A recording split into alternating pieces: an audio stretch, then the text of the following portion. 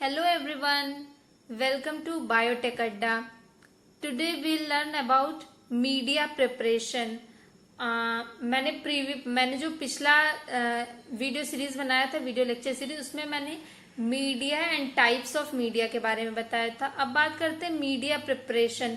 Media preparation को ही media formulation भी कहते हैं। ये भी 7 मार्क्स के क्वेश्चन में बायो प्रोसेस इंजीनियरिंग में पूछा जाता है और प्लांट बायोटेक्नोलॉजी के भी पेपर में ये आता है। मीडिया प्रिपरेशन मतलब how to prepare a media that will suitable for the growth of micro organism. Okay, तो मीडिया प्रिपरेशन को ही मीडिया फॉर्मुलेशन भी कहते हैं। इसमें हम ये बताते हैं कि मीडिया को फॉर्मुलेट कैसे करना है, मीडिया को बनाना कैसे है, मीडिया के कंपोनेंट्स क्या क्या हैं। ओके, तो देखिए, it is an essential and important stage in the design of successful laboratory experiment and manufacturing industry. Media preparation जो है बहुत इसेंशियल एंड इम्पॉर्टेंट स्टेज होता है design of successful laboratory experiment. हम जो भी एक्सपेरिमेंट कर रहे हैं रिलेटेड टू माइक्रोब, अगर हमारा मीडिया ही नहीं अच्छा डिजाइन है तो माइक्रोब नहीं ग्रो होगा। अगर माइक्रोब नहीं ग्रो होगा तो फिर हमारा एक्सपेरिमेंट सक्सेसफुल नहीं हो पाएगा। और जो भी हम इंडस्ट्री लेवल पे भी अगर हम कुछ काम कर रहे हैं तो हमारा प्रोडक्ट नहीं फॉर्मेशन हो पाएगा। इसलिए मीडिया प्रिपरेशन बहुत इसेंशियल है। Okay, the constituent of a medium must satisfy the elemental require for sale biomass and metabolite production. जो भी मीडिया के जो भी कॉन्स्टिट्यूएंट्स हैं वो सेटिस्फाई करने चाहिए उस माइक्रोब के ग्रोथ को, उसके एलिमेंटल रिक्वायरमेंट को, उसके सेल बायोमास को, उसके मेटाबोलाइट प्रोडक्शन को। ओके, फिर बात करते हैं कंपोनेंट्स ऑफ मीडिया की। तो कंपोनेंट्स ऑफ मीडिया में कार्बन सोर्स यूज होता है। कार्बन सोर्स क्यों यूज होता है? Carbon source basically energy source की तरह यूज होता है। एनर्जी सोर्स में हम कार्बन सोर्स देते हैं। ये जो कार्बन सोर्स है, ये अगर हम प्लांट टिश्यू कल्चर की बात करें तो उसमें हम जनरली कार्बन सोर्स सुक्रोज लेते हैं, और अगर हम एनिमल सेल कल्चर की बात करें तो फिर यही हमारा कार्बन सोर्स ग्लूकोज हो जाता है। ओके, एक बेसिक आइडिया मीडिया फॉर्मुलेशन का यही है।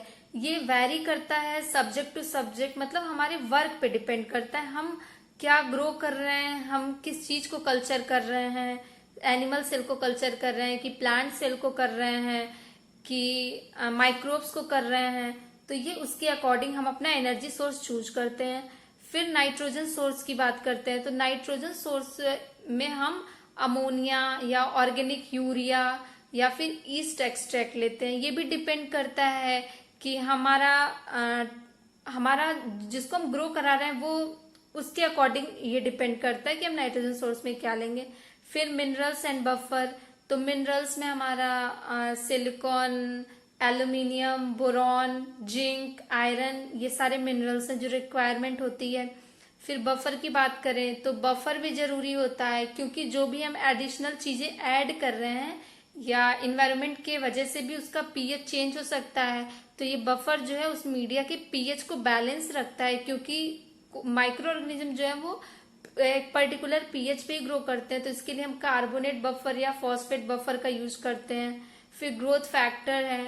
तो ग्रोथ फैक्टर में हमारे वाइटमिन्स या फैटी एसिड्स या अमाइनो एसिड्स ये सब होते हैं जो कि उसके ग्रोथ को और ग्रोथ के लिए रिक्वायर होते हैं। फिर इंड्यूसर एंड इनहिबिटर और एंटीफोम्स हैं कंपोनेंट्स ऑफ मीडिया में।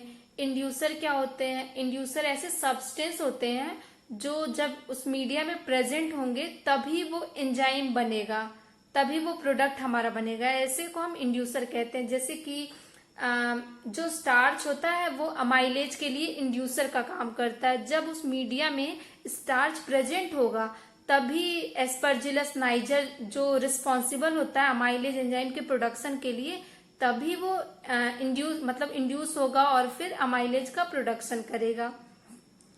ऐसे ही बहुत सारे इंड्यूसर्स हैं। फिर हम इनहिबिटर्स की बात करें तो जब भी कोई भी मीडिया होता है तो उसमें उसके थ्रू कुछ बाई प्रोडक्ट्स भी बनते हैं, अल्टरनेटिव प्रोडक्ट्स या बाई प्रोडक्ट्स। तो हम अपनी प्रोडक्टिविटी को मैक्सिमम करना चाहते हैं, जैसा कि everyone wants to their own benefit.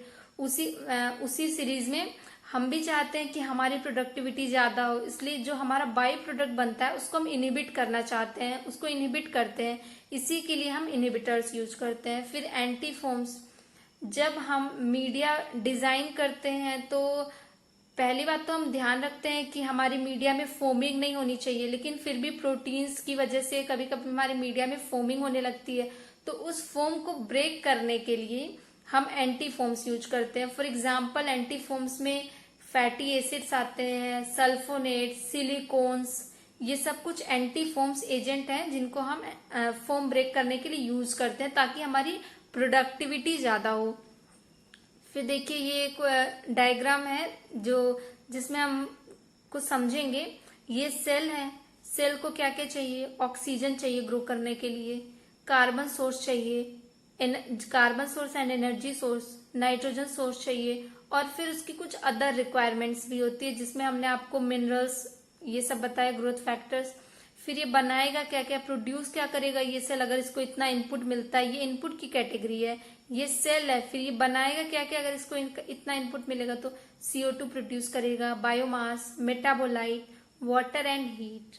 Okay, अभी तक मैंने बात की मीडिया फॉर्मुलेशन के बारे में, मीडिया कंपोनेंट्स के बारे में। अब हम बात करेंगे properties of an ideal media. Ideal medias के क्या क्या प्रॉपर्टीज होनी चाहिए।